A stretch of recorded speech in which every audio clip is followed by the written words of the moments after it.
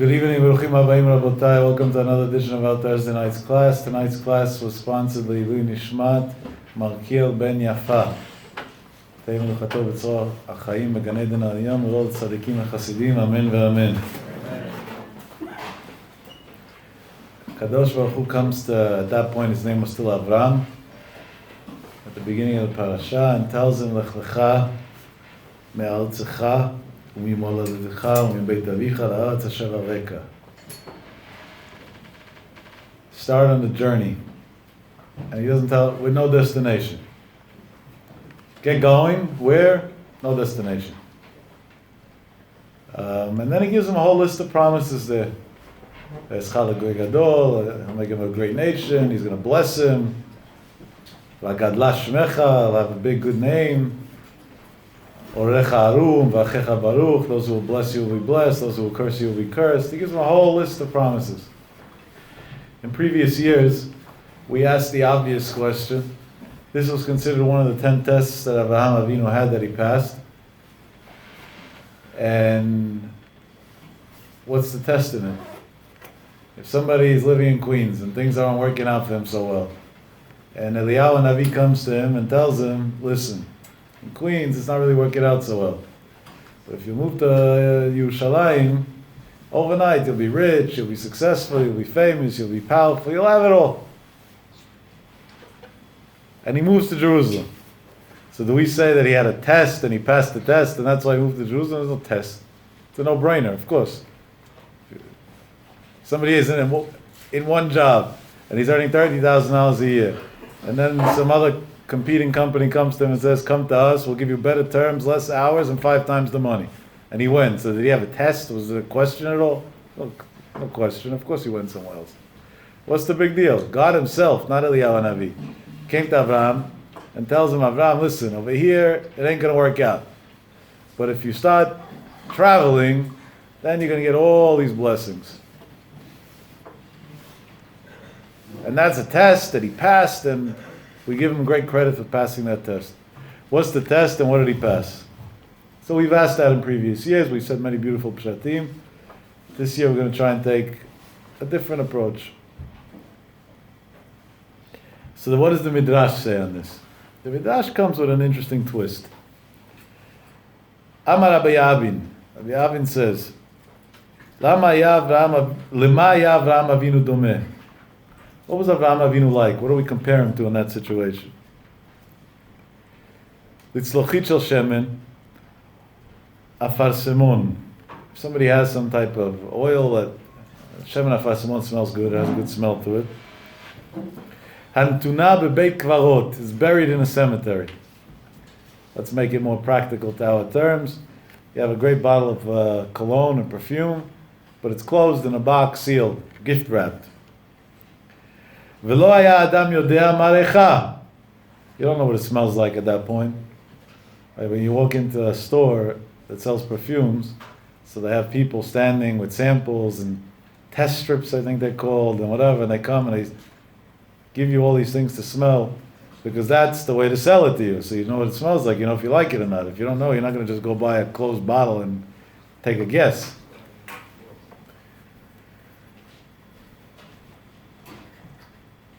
Years ago, when I began traveling, many years ago, and I was still relatively newlywed, so when you travel and you're considerably close to your wedding, so you're traveling, you're happy to travel for Dvar Mitzvah, or L'havdil elef alfei havdalot, even if it's for business, if you're making money.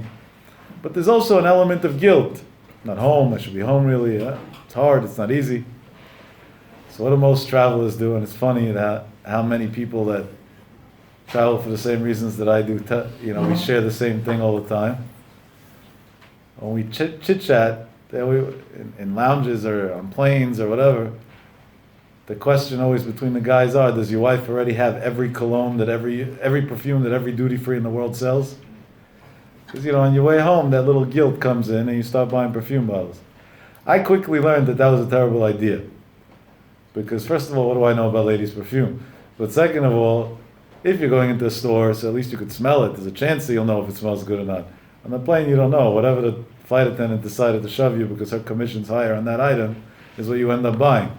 And you can have one smell that's really made for a 70-year-old, and now you're a newlywed with a 20-year-old girl and you bought it for her, and you could have it could be a real disaster.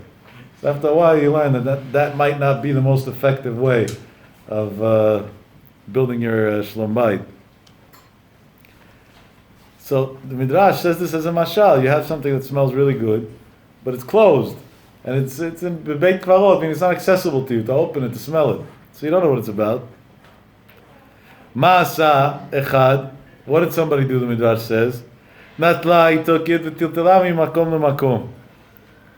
And he took it out of the cemetery and he opened it up, it smelled good. He said, if this smells good, let the world know about it. They started going to different places. He became a traveling salesman. And he told people, try it out. There you go, try it out. You want to smell it? This smells good. This is something good. Comes the Midrash and says, Kach. This is exactly what happened.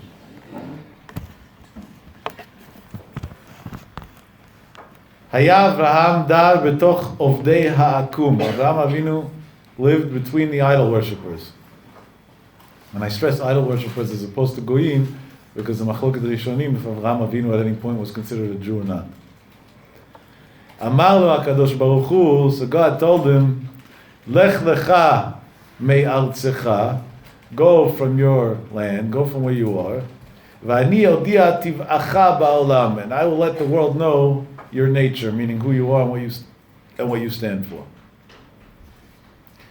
What is this Midrash really saying? So to understand the Midrash a little more, let's go back to a Gemara in Avodah Zarah Lamed Hey. The Gemara over there teaches us a similar idea. The Gemara says, what is it that it says in the Pasuk in Shir Hashirim, L'reach shemanecha tovim? First, right at the beginning of Shir Hashirim. What does it mean, L'reach shemanecha tovim? To the good smell of your oil. Lema talmid chacham domeh. What's a Torah scholar compared to? Litzlochit shel shemen afar to a jar of this good-smelling oil. Migule rechon odef. If it's uncovered, so you smell the aroma all around. Mechuseh, but if it's covered, if it's sealed, ein rechon odef. The smell doesn't go out. You don't get any benefit from it. V'lo od el advarim shemechusim mimenu nitgalim lo. What's going on over here? Comes the Gemara and teaches us like this. You have a Talmid Chacham. The Talmid Chacham inside of him, inside his head, and his Yirat Shamayim inside his heart. Those a ton of Torah, ton of Yirat Shamayim, ton of Kedusha, ton of good advice. Kli Malei v'Gadush. He's full. He's filled with the best things in the world. Migule, if he opens himself up to others, teaches others, is available to others, expresses what his knowledge to others, shares his knowledge with others, so then people can gain from it. But mechuseh, if he locks himself in a place, he hides out from the world, so then there's less that we can obtain. Of course, the power of Torah and Kedusha, like we spoke 2 weeks ago, affects the whole world in a positive way, but it's still less than others can actually learn for themselves on a day-to-day. But then the Gemara continues and teaches us more than that. Not only that, but dvarim shemechusim mimenu mitgalim lo. Shneimar lumot aruvcha. So the Gemara learns out from that not only when a Talmid Chacham opens his knowledge to others, is now he considered higher, I don't know if this is the right term, but just to make it in a way that we understand, a higher quality Talmid Chacham, because more people benefit from him. But there's more than that over here going on. HaKadosh Baruch Hu reveals to him more than he knew originally. And soon Bli Neder will try and explain what that means exactly, that God reveals to him more than he knew originally. Not only that, Gemara teaches us another thing. The Malach HaMavet becomes his friend. First of all, I wouldn't want the Malach HaMavet to be my friend, right? You want the devil to be your friend? You don't keep the devil away. The angel of death becomes his friend. It's a weird thing. What does it mean, the angel of death becomes his friend? Who wants the angel of death to be his friend? But the Gemara says that as a compliment. That means there's a good element to it. What's the good element? So we'll explain that too, Bli Neder. V'lo, not only that, you got to gain another thing. Shenochel shnei olamot. He gains two worlds. Olam hazeh and olam haba. And the Gemara proves all these things. I just watered it down to make it easier and quicker. So again, number one, the quality of his Torah is considered better because now the smell spills out to others. Number two, God reveals to him things that were hidden from him. Number three, the angel of death becomes his friend. And number four, he gains olam hazeh and olam haba. All of that is from being a Talmid Chacham that doesn't cover up for his Torah, but rather shares it with others. The first one is obvious. The last one maybe also you could say is obvious, because if he's already a Talmid Chacham, so of course he gets olam haba. By teaching others, he'll get even more olam haba, because he has the schut of everybody else. Maybe. But even there you have to understand. If a guy's a Talmid Chacham, that means he sat and learned his whole life. If you sit and learn, you're going to Gan Eden, period. Straight. Torah protects you. The Gemara teaches us Torah agune umatzla. You have no sins. You go straight to Gan Eden. That's it. So, what is it that the Gemara says? If he teaches Torah to others, so he has olam hazeh and olam haba. What do you mean he has olam? Either way, he would have olam hazeh and olam haba. That means he has a higher level of olam hazeh and olam haba. What's that higher level that he gets? Where's this level? What's this club in olam haba that he suddenly belongs to? That without that, it wouldn't belong to this club. These are a few questions on the words of the Gemara and the Midrash that we have to understand. So let's go on a simple journey. The ideas, I think, are known, but when we piece the puzzle together, you come out with a whole thing. It's so much more beautiful than just separate little pieces that we know on our own. HaKadosh Baruch Hu comes to Avraham Avinu and he tells him like this. He says, that you reached out to see God, as the Midrash teaches us, he was a young kid, he looked and he said, how could it be a world without somebody who's running the world? Hitzitz alav ba'al habira. So Hashem looked at him and said, I'm the one who created the world. He got a direct connection with Borei Olam, a very high level of emunah as a result. He says, that's beautiful. Now on top of that, your wife also joined, even nicer. Eliezer Eved Avraham was also a Torah sage, to the point the Chazal teaches that Eliezer, his face looked like the face of Avraham. They looked identical. What does that mean they looked identical? They didn't have the same genes, they didn't have the same DNA. How'd they look identical? They weren't twins. So the rabbis teach us an interesting thing, that the simple pshat is they didn't really physically look identical, I mean spiritually. They became spiritual. But Chazal doesn't say that. It says they looked identical. So it's brought down, the Maharal explains at length why. That if a person connects spiritually to somebody to a very high level, so not only does he start thinking like that person, or does he learn from him, does he know the things that he was taught by him, but it can actually physically change the appearance of the way a person looks. Ad kedei kach. So he taught Torah to Eliezer too. But HaKadosh Baruch Hu came and told him, if you're going to stay here, then the only person that's going to, then these are the people that are going to benefit from you. And if you'll have a kid, so he'll benefit from you too. But that's where it ends. But there's so much more potential. There's so many more that need to learn from you. Lech Lecha me'adzecha, so start traveling. And when you travel, along the way, people will get to know you. People get to know you, they'll get to learn from you. One of the reasons why many Gedolei Israel had to travel in their lives from place to place wasn't because of them. It was because Hashem wanted the places that they would go to have the merit to see what it means to have a tzaddik, or what it means to be a Talmid Chacham. So He caused these sages to have to go to these places. As the majority of the crowd here is Bukharian Jews, I'll give you an example that pertains to your community. There was a great Ashkenazi rabbi that at the end of his life lived in Jerusalem. The Chebinu Rav, Zecher Tzadik V'Kadosh Livracha, Zchutei Yagen Aleinu. I'm not going to begin describing to you who the Chebinu Rav is, because if I begin, there's no end. It's a man that should have been hundreds and hundreds of years earlier. We're a very lucky generation that he lived until not even that long ago. The Chebinu Rav, in the time of the World War, escaped, and but he was in hiding to a certain extent and whatever. And where did he end up escaping to? To Bukhara.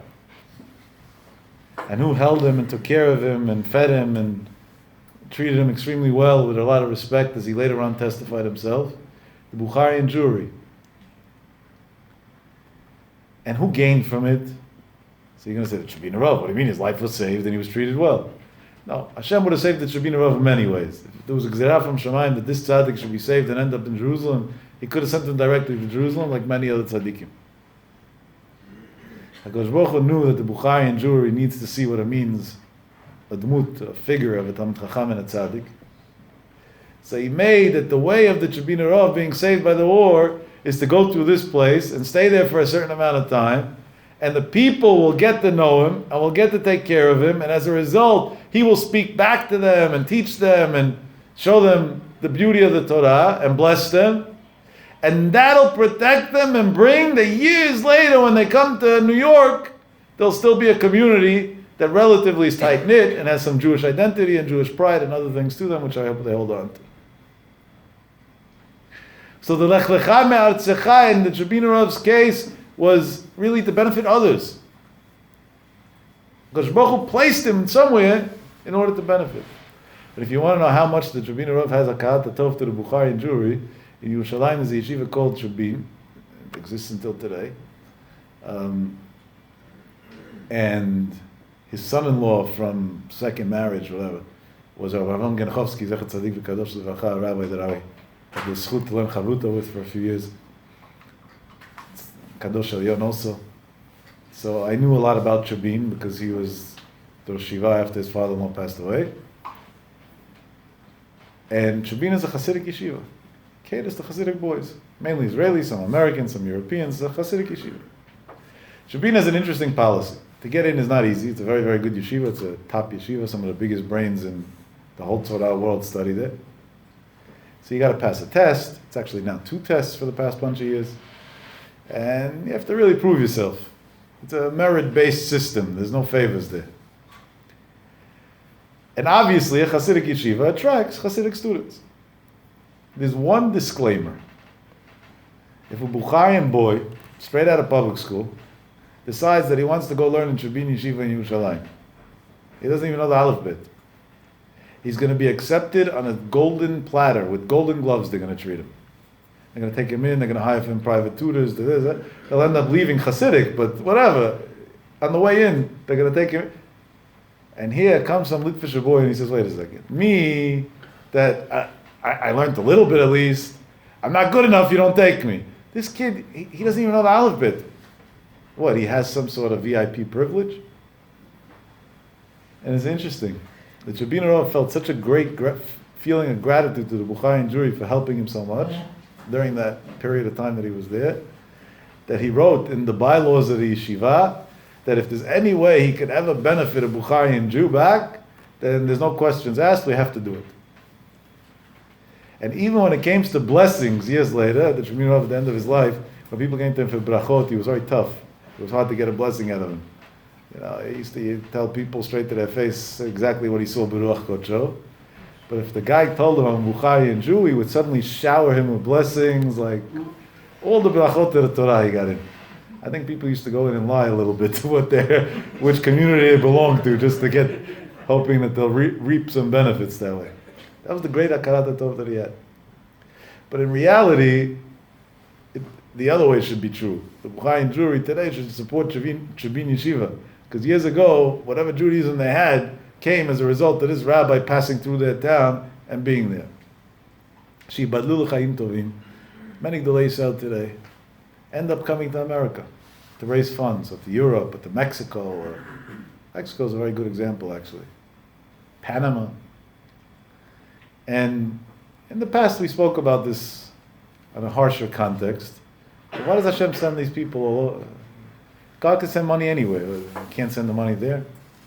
And the question really is bigger. Why don't the donors have the brains to tell these rabbis, don't come. Stay in Israel, we'll send you the money there. You know why Hashem doesn't give that brain to the donors and makes these Rashi Yeshivot come here? So we should have an example to see what it means, Talmidei Chachamim, what it means, Gdolei Torah. Many of these Jews that are sitting in their offices in Manhattan would never be exposed to a Talmid Chacham if not for their needs, that they have to come to ask for money for the yeshivot. They'd never be exposed to an Adam Gadol if not for their needs. And the only opportunity that they have is exactly this. I got to share with you a great story. Baruch Hashem, I've been feeling a lot of love from the Kahal. I'm saying the worldwide Kahal. For a long time, but recently, in a way that is practical for me. I've been getting tons of phone calls, because it seems like I say over a lot of stories of people that called me and told me. So that just instigates that more and more people call and tell you crazy stories. And some of them are too good to be true, but sometimes, you hear a story from a guy himself and you know the facts, so you can't deny him. So a wonderful, wonderful Jew, Sephardic Syrian Jew, spoke to me on Tuesday on the phone and shared with me a mind-boggling story. He told me he works in Manhattan. When this story happened, there was a different building. Currently, he's on Broadway somewhere, but he used to be somewhere else. He's in the textile business, extremely wealthy family. That's what he told me about himself. And he had no connection to religion. He said, not only that, most Syrian Jews are at least traditional. They go Mincha Shabbat maybe to shul or something. He said, I had none. Not only I had nothing, I had no interest in nothing. He says, I was considered the outcast and the rebel of all rebels. He says, even Kippur, nothing, zero. Doesn't interest me. I had zero interest in anything. He said, and his friends, a lot of them were traditional, maybe not so observant, but at least something. A lot of times they would tell him, maybe come to this, come to that, come to the other. So he told me that his resentment to Judaism, it's for a tragic story, it doesn't make a difference why it happened, was so great that even when acquaintances of his or whatever made weddings, and he would have to attend out of respect, he would go after the chuppah, because he didn't want to see rabbis. And by the chuppah, there's a rabbi who marries off, so that's how far it went. He had no interest. He says, I was angry at God, his words were, I was angry at God, angry at the Bible, angry at the rabbis, and I pretty much hated everything. It's very rare for a Sephardic Jew to be like that. It almost doesn't exist. I said, okay, and this is what you're calling to tell me, that you hate everybody? Like, I'm rich and I hate everybody? Like, that's a bad story to say over. He says, no, listen to an amazing thing. So then he told me the address of the building, but I don't remember exactly the numbers, so I don't want to say the wrong number. But at that point, the story goes back 21 years. 21 years ago, he worked in some building in Manhattan. He says already then I was very big and successful and everything, in textiles and garments and this and that, all different things. And in the same building that I worked, he says I worked on the seventh floor, and one or two floors below him, there was a different gentleman who worked, a Sephardic Jew, who was an Orthodox Sephardic Jew, who was a known philanthropist. He said, and they used to be friendly, even did some business transactions together, but in the elevator, when they would bump into each other sometimes, they would always fight over one thing. He says, I would make fun of that guy. What do you waste your money giving it out to all these rabbis? Are you stupid? You have nothing better to do with yourself. Keep your money. That's what he would tell him all the time. That's what he would tell him. So we used to argue back and forth. He said, there was one day, he's sitting in his office, and he says, no, even his buyers and his important customers, nobody just walked into his office, there's no such thing. You had to go through a receptionist and have an appointment and this, and hope he's there, and hope he's in the mood of talking to you, and there was a lot of things that had to work right in order to get to speak to him. And he says, and one day he has no way to explain it, but a weird coincidence happened. The buzzer on the door, you first have to get buzzed into the actual floor of all offices, wasn't working. The receptionist happened to get up to go buy lunch, and he was sitting in his office. And some Israeli rabbi came to that building. He wasn't looking for him. He was looking for this other guy 2 floors down. Seems like he got the floor wrong. He didn't know English. I don't know what happened, what went wrong along the way. But Hashem has his ways. He ended up going to the 7th floor, to this guy's floor. And he walked right in. He knocked, nobody answered. He walked in, the buzzer wasn't working. No receptionist, walked in to look for somebody. walks to some big office and sees a guy sitting there and figures this is the rich man I'm looking for. Sits down in his office. And the guy looks at him and tells me, I have an appointment. Now this Rabbi Hazib didn't know English at all. He barely spoke English.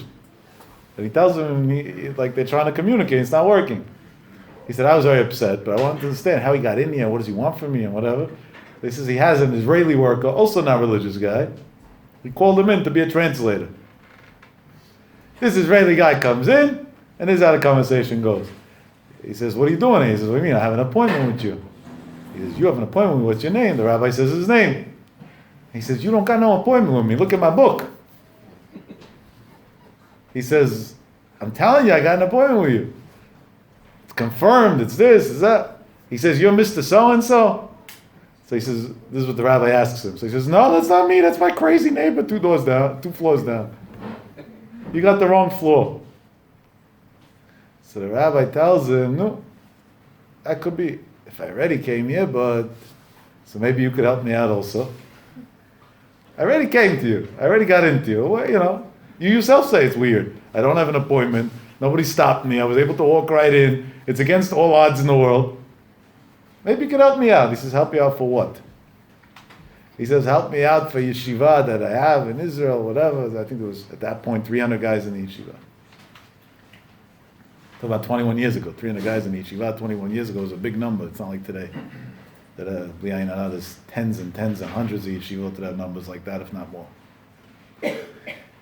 And the guy told me he was so angry. How did this guy even get in here? And I make fun of giving out money to charity all day long. He's on top of that. He's going to ask me if it's tzedakah for a yeshiva. So I was so angry, so I blew up on him. He says, and I was talking in English, and my poor worker was turning red because he had to translate it. Even though he wasn't religious, the worker. He didn't want to be the translator, but he had no choice. Oh, you what yeshiva, parasites, people do nothing all day, and this, and that. He told him everything he thought. He says, I don't even go to synagogue on Kippur, I don't do anything. He told it to him as it is. This Rosh Yeshiva was taken aback. He's not used to this. Innocent guy, says, I'm sorry, listen, I didn't ask for money, I take it back, I'm sorry I walked in on you, it probably was wrong al pi halacha, I should have not even came in because nobody told me to come in, I just thought that I had an appointment and I figured if you don't have a receptionist, people just walk in, please forgive me if it's called stealing, that I walked on your carpet or whatever, I didn't mean anything, I don't need money, I'm Baruch Hashem, everything's amazing, life's beautiful, let's turn the page on this one. And the guy tells him, fine, no problem, I forgive you, now get out of here. And the Shiva got up to leave.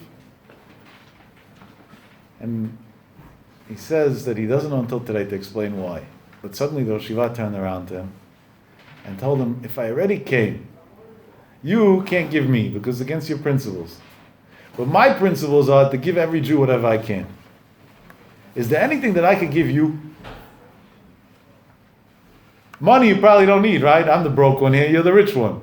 But maybe something else. Is there anything you need that maybe I could give you? He says, Mister, he didn't even call him Rabbi, he told me. He says, Mister, what in the world can you give me? What are you going to give me? What do you got that I don't got? We don't even speak the same language. What are you going to give me? He says, I don't know. I'm asking you, is there anything that you feel that I can give you? I want to give. I love giving Jews. And the guy told him, you can't give me anything. Because what I need, even the best of the doctors in the world can't help me with. So Shiva says, and what's that? He says, what does it make a difference? He says, because you may not believe in this, but I don't hate God, and I have a good relationship with Him. And I believe in praying. So if you tell me what you need, I'll pray for you. And you have nothing to lose. Because it doesn't cost you money. You don't believe in it, so to harm you, it definitely can't harm you. And if I'm right and it does and it does work, so you have what to gain. So it's a win-win for you. It's a no-brainer. He says, you know what? I'll tell you what it is. I'm married for 11 years, no kids. And I went to every doctor and specialist and this and that. There's no chance. No, could you give me a kid? This is what he tells the rabbi. And the rabbi tells him, to give you a kid, I can't. That only Hashem could do. But to pray that you should have a kid, that I can't. Please give me your name, give me your mother's name, give me your wife's name, give me her mother's name, and I'll pray. And the guy, when he told me the story, he says, at that phase in my mind where I was holding with my whole resentment of Judaism, the fact that I was even willing to communicate with him, or to give him the name, he says, there's no way to explain it. No way to explain it. He says, but I gave him the names. And he said, thank you very much, I'll pray for you, you should have good news, and he left. He said, when he left, my worker turned to me and said, you really disrespected the guy. He meant no harm. It was a mistake that he came here. Maybe you don't like Orthodox Jews, maybe this, maybe that, but at the end of the day, he didn't do anything bad to you. He lives in a different country. This was a harmless, and you attacked him like in such a hostile way. And look at the way he treated you. He was so nice to you. Don't you realize that maybe you're wrong? This is what the worker tells the boss. And the worker himself's not a religious guy. Israeli guy. So the boss tells him it is what it is. It's all done. And then he tells the worker like this. If there is really a God, and this guy is yeshiva, whatever he's talking about, or whatever he's preaching is really right, then that means he's well connected with that God. If he's well connected with that God could do anything according to the way they believe. So then I'll know when the proof is in the pudding if I have a kid.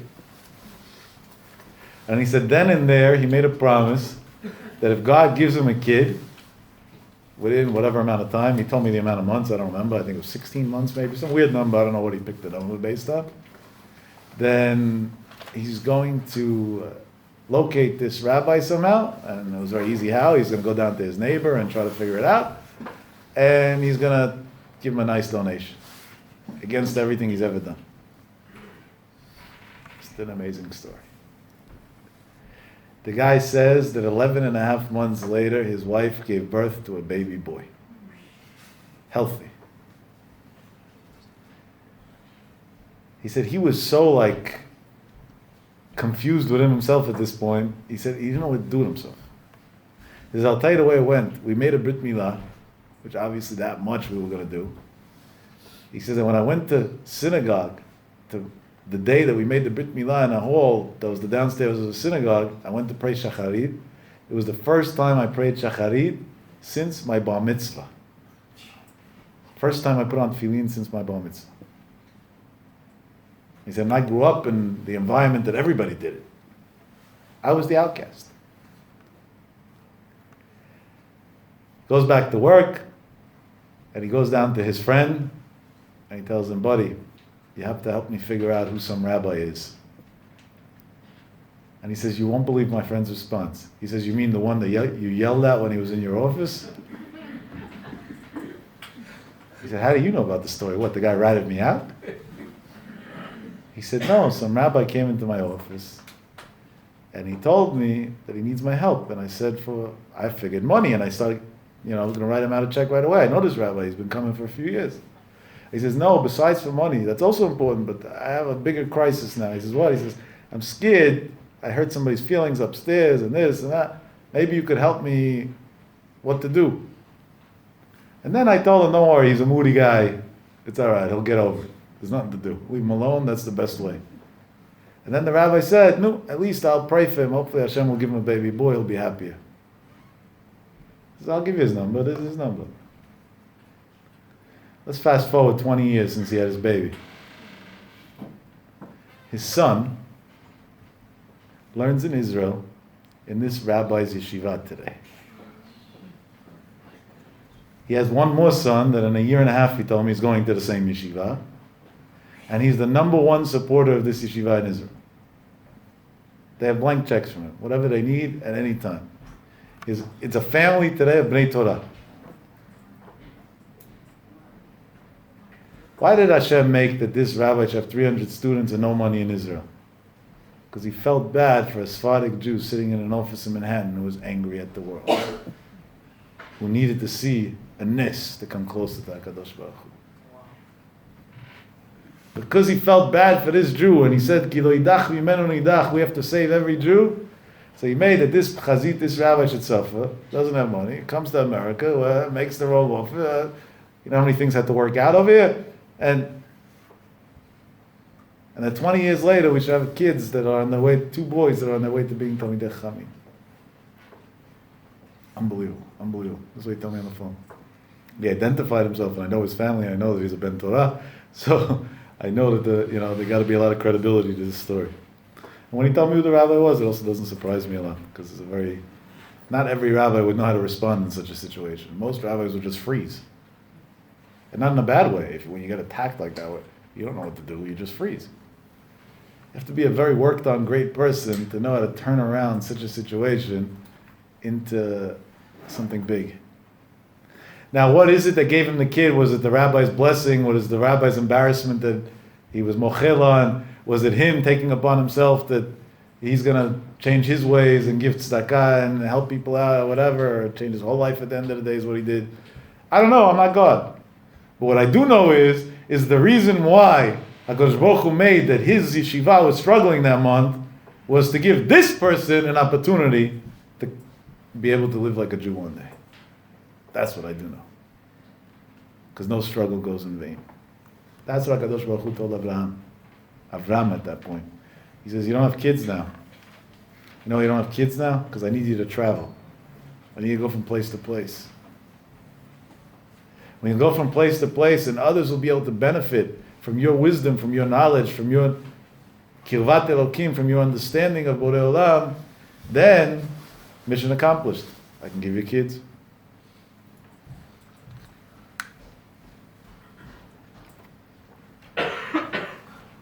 No? Let's go on. Second question we asked is, what is it that Megalim lo sodot, what are the secrets that Hashem gives over? What does that mean? Hashem gives secrets. So we can answer this based on the Gemara. Gemara Baba Kama Samech Vav Amud Bet. The Gemara says a story that there was a halacha that Rava asked Rav Yosef that 22 years Rav Yosef didn't have an answer for. That was a tough question. 22 years, he couldn't come up with an answer. We're talking about the giants of the Torah, of the history of the Jewish nation. 22 years later, the Gemara says, Rav Yosef became the Rosh Yeshiva, and the same day that he became the Rosh Yeshiva, he had an answer. That's what the Gemara tells us the story. And the Mefashim right away ask, what's the story? 22 years he didn't have an answer, he became the Rosh Yeshiva, suddenly he had an answer. What's the story? And it's muchach from the Divrei Gemara that the answer is very simple. What the Gemara is teaching us is that sometimes, in order to have the siyata d'shmaya, to give the right answer, you need the merit of a person who teaches Torah to others. So as long as Rav Yosef wasn't the Rosh Yeshiva, he had the question, but he still didn't get the siyata d'shmaya to give the right answer. The day he became Rosh Yeshiva and now has the commitment of teaching others, at that point HaKadosh Baruch Hu said, now let's give him a special siyata d'shmaya that he's going to have the right answers. Unbelievable thing. If that's the case, that's the pshat. Megalim lo sodot Torato. There are parts of the Torah that as much as you learn, you may not understand. But through the merit of teaching others Torah, suddenly HaKadosh Baruch Hu gives a special siyata d'shmaya that a person's mind opens up completely and he's able to give over answers and chidushim and other things that otherwise never came to him before. We asked, what does it mean that the Malach HaMavet, the angel of death, becomes his friend? I said, nobody would want a friend like that. That answer is very simple. It's based on what we said in Elul from Rabbi Yisrael Salanta. We said it many times during Elul, many Eluls from Rabbi Yisrael Salanta. Rabbi Yisrael Salanta says, on the Pasuk Atzur Tamim Pa'olo, Kichol Derachav Mishpat, El Emunah Ve'ein Avel, Tzadik V'yashar Hu. Rabbi Yisrael Salanta asked, if somebody's a tzaddik, then definitely he's a yashar. If somebody's righteous, he has to be honest. He has to behave straight. You can't be righteous if you're dishonest, right? So the pasuk uses an extra word. That's it, tzaddiku. That's it. That encompasses everything. What does it mean, tzaddik? V'yashar. So over there, Rabbi Yisrael says, and we've spoke about this in Elul with all the proofs tonight. We're just going to repeat the one sentence. That tzaddik v'yashar means that of course everything Hashem does is righteous, but He goes beyond the righteous. That if something that He does to you is going to affect somebody else, but the other person doesn't deserve that negative effect, then you'll be saved because of the other person. Meaning, if there's a tragedy amongst friends, or in a family, or wherever it is, then it's not only the person that the tragedy happened to that we have to wonder what happened. Chazal teach us, if somebody has a group of friends and somebody passed away young, then right away they all should start thinking what's wrong. Why? Because if they would have been righteous, then Hashem would have not let them have to suffer the loss of a friend. So HaKadosh Baruch Hu right away says, if you suffer that means you deserve to feel that pain. Why do you deserve to feel that pain? That's tzaddik v'yashar. And there's many proofs to that. Rabbi Yisrael has a whole thing to show clearly from all different places, from Lot, from this, from Yosef HaTzadik. There are many, there's unlimited proofs to this idea. If that's the case, what does it mean, malach ha'mavet o'avo? If you love somebody, you don't kill him. The malach ha'mavet, his job is to kill. Malach ha'mavet o'avo is a parable to the malach ha'mavet loses his power over him. Why does the malach ha'mavet lose his power over somebody who teaches Torah? Very simple. Because that the person may have an expiration date that his years are over is true. And now the malach ha'mavet should come and take his soul. But at that point, God says, wait a second, but what about all the students? Do they deserve to lose their leader? Maybe not. And if they don't deserve to lose their leader, then He keeps them alive anyway. So malach ha'mavet o'avo, it's against his will. He has no choice but to say, okay, I'm his friend, so I'm going to let him go for now. I'm not killing him today. Malach ha'mavet o'avo. So, it's a protection for a person. It's an actual protection for a person that he gains just from the etzem thing that he's a mezakeh tarabim. No? We asked, what does it mean, nochel shnei olamot, olam hazeh and olam haba? Of course, anybody who knows Torah is nochel, who's a Talmid Chacham is nochel olam hazeh and olam haba. So it's very simple. The answer to that is, there's many, many Gemarot in Bavli. A few of the times, Yevamot, Tzadik Zayin probably, and Sanhedrin Tzadik, and Bchorot, Lamed Aleph, and other places. There's a Gra that explains all these Gemarot very beautifully in Masechet Berachot, actually. That it says that if, let's say, we're here tonight and learning Torah, and we say over a chidush from a rabbi who's not alive anymore, we said over a story for chizuk from the Cheshvan Rav. Not only did we benefit from it, that we learned now something new. In Shamayim, the Cheshvan Rav goes to a higher level in Gan Eden, because as a result of something that he did or that he taught, people today are benefiting. The Gemara says, for example, you say over something in the name of a rabbi who's not alive, Siftotav dovevot ba'kever, his lips move inside the grave. That means literally in Shamayim, it's as if he's reteaching it again.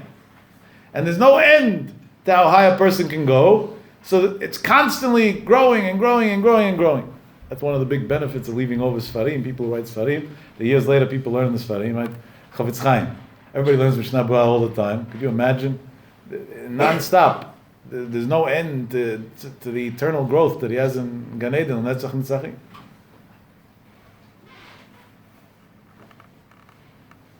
If that's the case, so that's what it's teaching us over here. You could be a Talmid Chacham for yourself. And you'll go straight to Gan Eden for sure. And you have Olam Hazeh also for sure. That's not the question. But if you want to get the whole new league in Olam Haba, make sure to teach others. Make sure to leave over something of your Torah in this world. So like this, through people, after you pass away, getting chizuk from the Torah that you left over in this world, you'll keep on growing and growing and growing. And that's why Our rabbis teach us, Talmidei Chachamim have no minucha, have no peace, lo ba'olam hazeh, not in this world, but lo ba'olam haba. Mela olam hazeh we understand, to the good or the bad, either because they're constantly busy teaching and helping and this and that, they never have 5 minutes for themselves, or to the bad, because, when you're a successful person, you have enemies. But one way or the other, we understand why you don't have peace. But olam haba, what do you mean? Olam haba is the ultimate peace. They don't have peace because they're constantly moving. Over here we're learning their Torah, and then God comes to them and says, you were in this level in Gan Eden? No. Now you go higher. Now you got to move higher. Now you move higher, higher, higher, and there's no end to high. Eternity goes forever.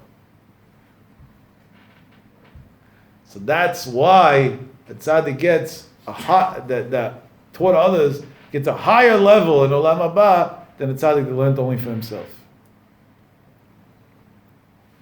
There's a Gemara in Sanhedrin Tzadik Tet Amud Aleph. This is a very scary thing, by the way. Tanya Hayya Rav Meir Omer.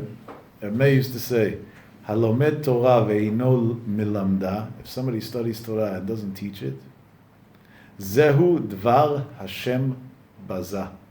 That's called embarrassing the words of Hashem. Scary.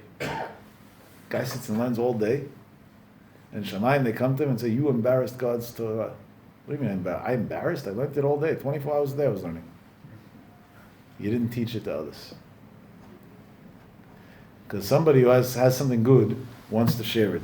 But if you didn't share it, so whatever it means on that level, you were lacking in the understanding of Torah. And this has halakha implications. For example, in the Gemara Ketubot Yud Zayin, the Gemara says that, let's say somebody passes away, and they're making for him now a funeral. So, and I'm in the middle of learning. Do I close my Gemara to go to the funeral or not? So, the Gemara's criteria in general is like this. If it's going to be a respectable funeral without me, meaning there's people that are going, so then, not for sure you have to close the Gemara, probably not. But if it's not going to be a respectable, of course, it's a mitzvah of it, you have to go. But when the Gemara discusses what's the criteria of respectable and not respectable, the Gemara sticks in a clause. Somebody who was a figure who taught Torah l'Arabim, who taught Am Yisrael Torah, there is no limit to the amount of honor he deserves after he passes away. So even if 1 million people are going to his funeral, you also have to go, even on the expense of closing your Gemara. And probably, when Rav Yosef had the merit to have the largest Jewish funeral that we have in documented history, definitely since the times of the Beit HaMikdash, is because it was the man who gave the most of his life to teach Torah to others. So everybody went to his funeral. When he was 26 years old, he already exiled from Israel to Egypt to be a rabbi there, and it's not like he had an easy time. If you read in his Sfarim what he writes about himself, or what they did to him there were times that it got almost to pikuach nefesh. They almost killed him. Because he came and put his foot down that kosher has to be kosher, and this is, Avadi didn't play games. He said what he thought. And from that age, but ad kidei kach, the Gemara goes, that somebody, when you teach Torah to others, so there's no end to the amount of respect that you deserve. And at that point, even if 1 million people go, still, it has to be that way. And if you look at the Magid Misharim, Parashat Shemot, you'll see that the Magid told Rabbi Yosef Karo that he shouldn't feel bad, that he's busy teaching and other things, and it seems like he's missing out on his learning. I'm not going to quote all the words, but he tells him, you should know that it builds you special high levels, and it gives you big benefits, and you reap from it benefits even in your own learning and in other things, and there's different departments that you have to perfect, and this is one of them. And he gives him a lot of chizuk on this subject. If you look in Taharat HaBayit, it's Chacham Yosef on Lechot Nida, in the second volume, I'm going to quote you words that he writes there. Eskiraya yamim mikedem im levavi asicha. I remember days, I'm going to share with you my heart. שעלה במחשבה לפניי למעט בהופעתיי ברבים כדי להתמסר יותר בריחות כל חיבוריי אשר עימי בכתובים. Says he was contemplating maybe teaching a little less, saying a few less shiurim, in order to be able to write more sfarim, because he was busy writing sfarim. Because what am I going to do for myself? I have to write my Sfarim, and if I'm not going to do it for myself, nobody's going to do it for me.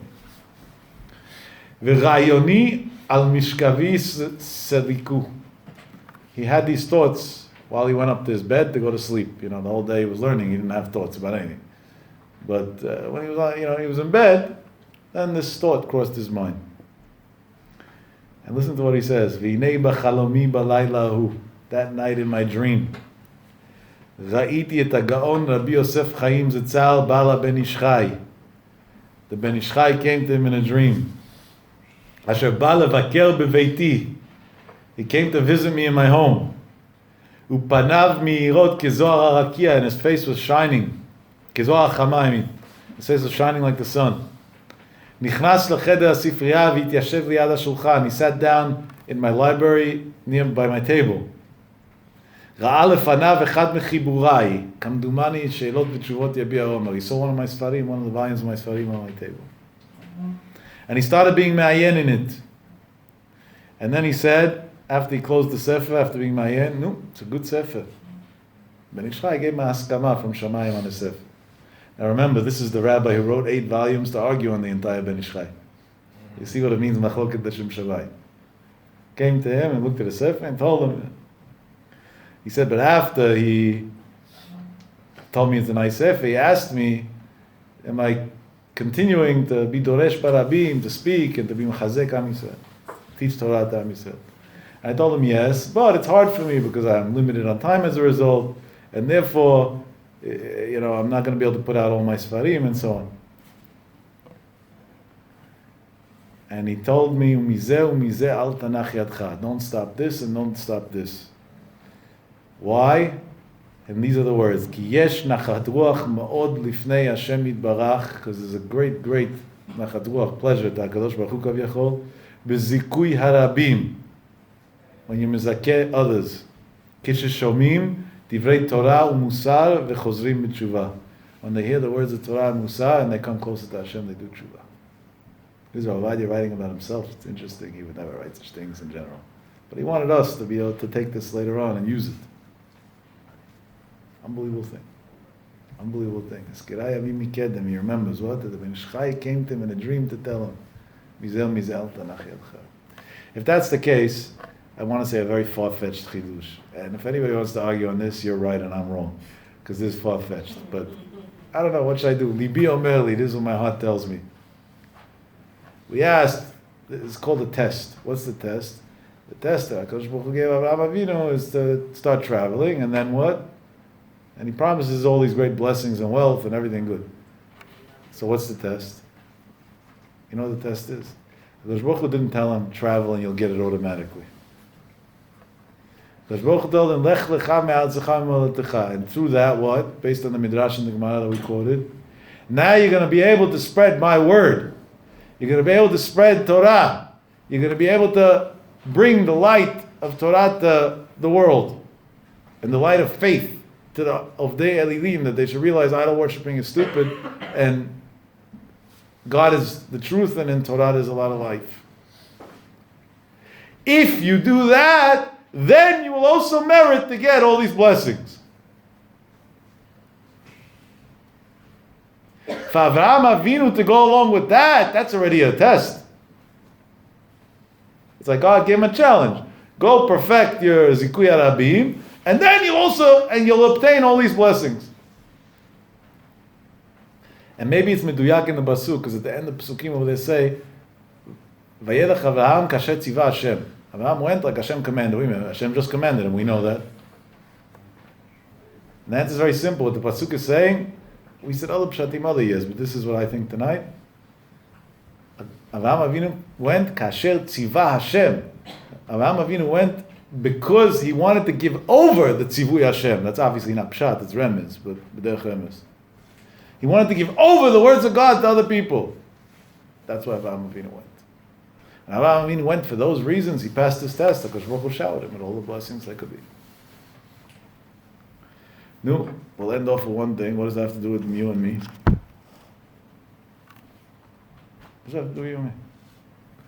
What has to do with you and me is teaching Torah to others is not standing on a podium and preaching. sometimes that actually has the reverse effect because people don't like being preached to. Teaching Torah to others really means in the context of friends. When you set an example in your behavior, in the amount of time that you invest in learning, in the amount of shine and glow and smile that's on your face when you read a new chidush that's exciting, that's interesting to you, in the amount that when you sit by a Friday night table at home with your family, instead of gossiping about the whole world or talking about Trump's latest rally or this one or that one or every other stupidity in the world, you actually say over something nice that you read or heard or something like that, or some chidush Torah, or some story of a tzaddik or something. Then at that point, you're mizakeh tarabim. You're giving over to others. And that everybody could do. Even a child who's 5 years old could do that. Everybody could do that. And that's the biggest and highest level a person can get to. You got something good, why do you keep it? Share it. Sometimes on Shabbat, when I'm in shul, guys come over to me and said, tell me, I saw, whatever, let's say Monday, a great chidush in the Sefer, come let me show you. And they show me a new chidush that I didn't know. So first, I'm very thankful, because I'm always looking for material. The more the merrier. But then I always add on one more comment to that. If you saw it Monday, why did you hate me so much to wait until today to tell me? Why didn't you call me Monday already and share this with me? You got something good, share. You have to wait a week, 5 days, whatever. Maybe I could have used it Tuesday already. Maybe Monday would have given me chizuk already. It would have helped me. It would have helped my neshama Monday already hearing an extra. I would have, in your merit, learned 5 more minutes Torah. I would have made a positive impact on me. Why'd you wait? Give it over. Share. You read a good book. You heard a good speech. Whatever it is, I don't know. Good shir, good this. You're mizakeh tarabim. Another example. You're going to learn. A lot of us go to learn, Baruch Hashem. And you drag a friend along. Come with me, I'm going. I'll take you. I'll pick you up. I'll bring you back. Come with me. And let's even say your friend was on his phone 80% of the time, but a few minutes he learned. You're mizakeh tarabim, because without you, those few minutes he would have missed out too. It's an unbelievable thing. You're mizakeh tarabim. And when you're mizakeh tarabim, you can even escape the malach hamavet. You can even escape the angel of death. It's an unbelievable thing. It's beyond anything that we understand in human comprehension. And HaKadosh Baruch Hu also says, by the way, Kifi tihiyeh. Who's the best person to get a blessing from? Somebody who's a real mizakeh tarabim, obviously the Shem Shamayim. If it costs money to learn by him, or he charges money to speak, that's not a mizakeh tarabim. That's a businessman who happens to know Torah, is utilizing the Torah to make a living. I'm talking about somebody who's mizakeh tarabim l'shem shamayim, for free. Gives from his life, just because, for no other reason. Kifitiyah, because Baruch Hu says whatever he says is going to be like me. And I'm not here to give plugs or promote any rabbis or people or whatever. Chas v'shalom, who am I? I don't know. You know, so many tzaddikim, wonderful people. Am Yisrael is all tzaddikim. But if I was in Israel today, I wish, and I only had time to go to one rabbi for a blessing, and I have access to any rabbi that there is. So obviously, if it's one, I would go to Mori Rabbi because respect. But let's say one more besides for him. I would go to Uri Zohar. Because definitely in the past few hundred years, I don't know if there was ever a mizakeh tarabim like him. A man who at the age of 40 turned his life around from a movie actor to become a Gaon Olam in Torah and Kabbalah and everything else. And for 42 or 43 years since, he's already in his 80s. Hashem should give him until 120, a long, healthy life, because Am Yisrael needs him very badly. Is mizakeh tarabim non-stop for nothing. If you would see his apartment that he lives in, I don't know if you would laugh or cry. I cried. Literally cried. It's smaller than your clothing closet. I don't think I'm exaggerating, because a lot of us have pretty big walk-in closets. A man who's so powerful, who's running an organization of tens of millions of dollars a year, who has thousands of students all over the world and tens of thousands of students in Israel. For him to have money to live in a mansion is a sneeze. In 1 second he'll have it. By choice, he lives like that. Because he wants that everything that he does should be 100% pure, with no exterior incentive. All for Hashem. All for Hashem. That's where I go. The problem is that he doesn't consider himself a great man. So you go to him and say, give me a blessing, he might laugh at you in your face. But okay, you'll suck up the embarrassment a little bit, and you'll insist. And I'm not here to promote people, but I can tell you from my own personal life and from others that I know's personal lives that needed Yeshua in different areas, that were able to push hard and get him to bless, and we saw literally what the Torah teaches us, kafitiya, exactly the way you said it happened. Unbelievable thing. Is it that he's the greatest Baal Tshuva of generations, or he's the Rav Akiva of our generation because he started learning at 40 and is still a Gaon Olam and Nigla and Nista, knows Kol HaTorah Kula in every way, shape, and form? Is it that? Who am I? What do I know? What I do know is it's the Zikui Arabim that he has, and the Torah that he taught and teaches, and indirectly and generations is going, like what he's doing, he's building the whole future of Am Yisrael. Kefiti, Kosh Baruch Hu says, that's my man. Kosh Baruch Hu should help that we should always share Divrei Torah, b'simcha u'benachat, and Be'ez Hashem, we'll see Mashiach Tzidkenu b'meira, amen v'amen.